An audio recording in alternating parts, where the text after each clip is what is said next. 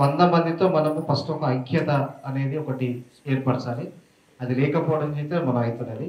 అలా హక్కులు, ఆత్మగౌరవం, రాజ్యాంగ భాగస్వామ్యం అనేది మనం కంపల్సరీ తీసుకుంటాము.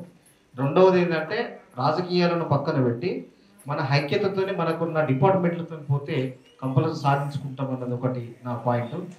రెండవది ఎడ్యుకేషన్లో ఇప్పుడు ఎవరైతే డిజబుల్ అయితే మనకు ప్రైవేట్లో కానీ అక్కడ కానీ ఎగ్జామ్షన్ ఉంది.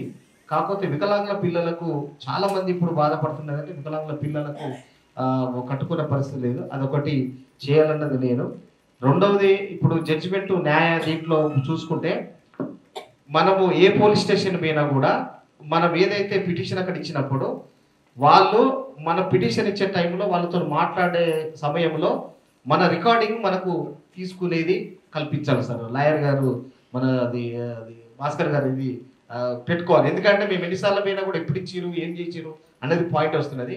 ఎక్కడ పోయినా హెల్త్ విషయంలో కానీ ఎడ్యుకేషన్ విషయంలో కానీ ఏ విషయంలో పోయినా కూడా నేను పోయి ఒక అధికారికి నేను నా యొక్క ఆవేదన, నా యొక్క దీన్ని చెప్పుకునేటప్పుడు అది నేను రికార్డింగ్ చేసుకునే ఒక వెసులుబాటు నాకు ఉంటేనే అది అవుతుందని చెప్పేసి నాదొక పాయింట్. అది ఒకటి మీరు ఆలోచించుకుంటే బాగుంటుంది అన్నది నేను. Thank you Kiran. నోటెడ్. ఈ యూట్యూబ్ ఛానల్ కేవలం వికలాంగుల గురించే కాదు, వికలాంగుల కోణం నుంచి ప్రపంచాన్ని కూడా చూసి ప్రపంచం గురించి వార్తలను, వ్యాఖ్యలను అందజేస్తుంది.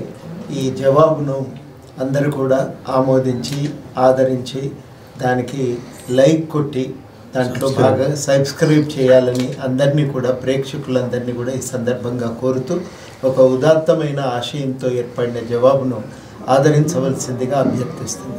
Thank you.